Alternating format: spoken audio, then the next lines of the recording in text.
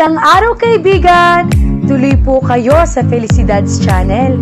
Sa mga kwento ng buhay at pag-ibig na hinalukay sa natatagong baul ni Felicidad.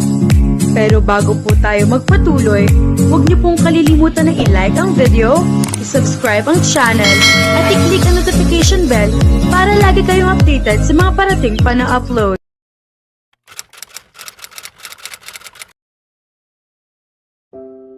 Bakit tayo nandito? Tanong ni Andrea nang ihinto ni Misael ang sasakyan sa tapat ng isang tindahan ng sapatos na dinaanan nila. May bibilhin lang ako. Ayos lang ba sa'yo kung dito ka muna maghintay? Hindi naman ako magtatagal, sagot ng binata. Isang matipid na tango ang naging tugon niya bago bumaba ng sasakyan si Misael. Napakunot noo si Andrea nang mapansing tila namutla ang mukha ng binata. Nasagot ang kanyang pagtataka nang sundan niya ito ng tingin habang papasok sa tindahan, bahagya itong ika-ika sa paglalakad. Halatang masakit pa rin ang sugat sa talampakan. Napaisip siya kung ano ang maaari niyang gawin para rito. Nang mapatingin siya sa kabilang kalsada, bigla siyang nagkaroon ng ideya. Sinigurado muna niyang hindi siya mapapansin ni Misael na nasa loob ng tindahan bago siya bumaba ng sasakyan at tumawid kahit wala siyang sapin sa paa. Nilingon ni Andrea si Misael nang buksan nito ang pinto sa tabi niya. Lumuhod ang binata sa harap niya at marahang kinuha ang paa niya. Isukat mo ito, wika ni Misael. Ako na, sabay sabi niya habang pilit binabawi ang paa, ngunit lalo lamang hinigpitan ng binata ang hawak. Hayaan mo na.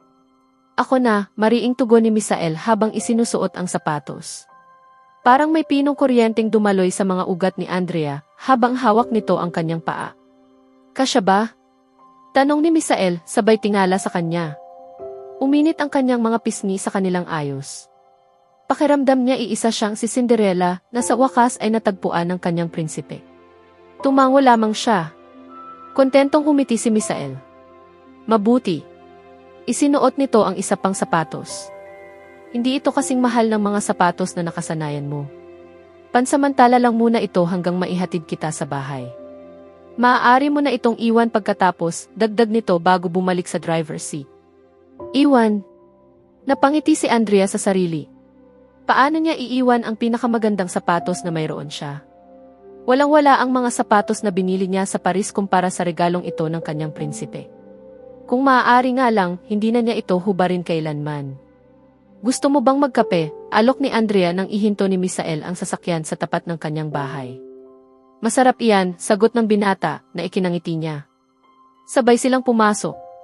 Umupo si Misael sa sofa habang nagtungo naman siya sa kusina upang magtimpla ng kape. Misael, heto na ang... Natigilan siya nang makita ang binata na nakapikit, prenteng nakaupo. Nakatulog kaya siya? Lumapit siya at napansing pantay ang paghinga nito, mahimbing ang natutulog.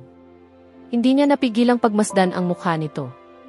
Palaging nakakabighani ang mga mata ni Misael, matangos ang ilong, hitik sa otoridad, at ang mga labi. Uminit ang kanyang pisngi nang mapadako roon ang tingin.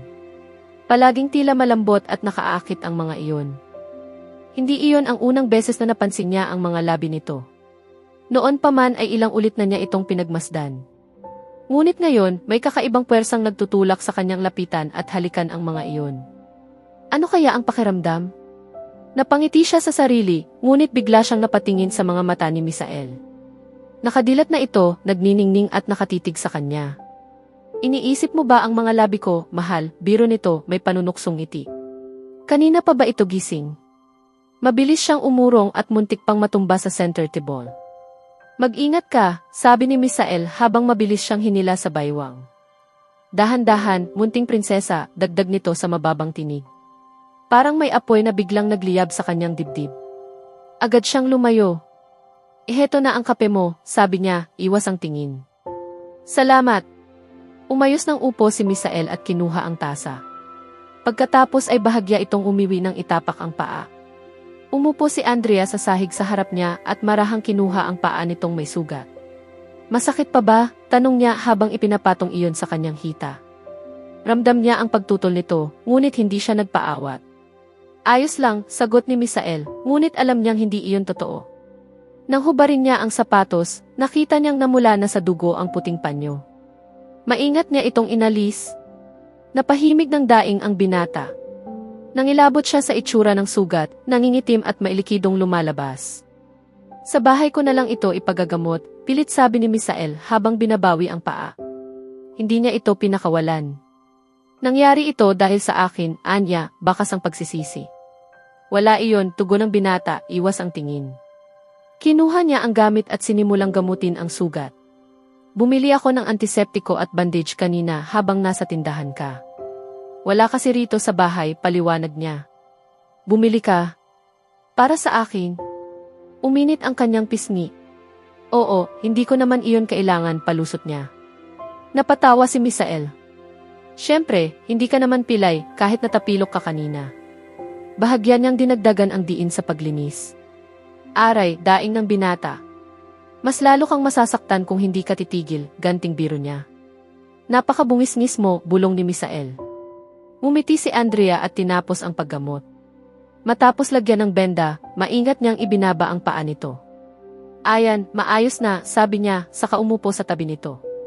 Tumayo si Misael at naglakad-lakad. Mas magaan na, Anya. Lumuhod ito sa harap niya at hinawakan ang kanyang mga kamay. Salamat.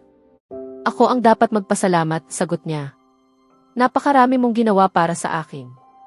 Alam mong handa akong gawin ang lahat para sa'yo, tugon nito. Napangiti siya. Bilang pasasalamat, ipagluluto kita ng hapunan, biglang sabi ni Misael. Bago pa siya makatanggi, nasa kusina na ang binata, abala sa mga kabinet at ref na pailing na lang si Andrea, sabay tawa at sinundan ito. Sa susunod na kabanata, mas lalalim ang ugnayan ni na Andrea at Misael habang unti-unti nilang hinaharap ang mga damdaming matagal ng pilit iniiwasan. Ngunit kasabay ng tamis ay may mga lihim na magsisimulang umalingaw-ngaw, mga katotohanang susubok sa tiwala nilang nabubuo pa lamang. Kaya abangan natin,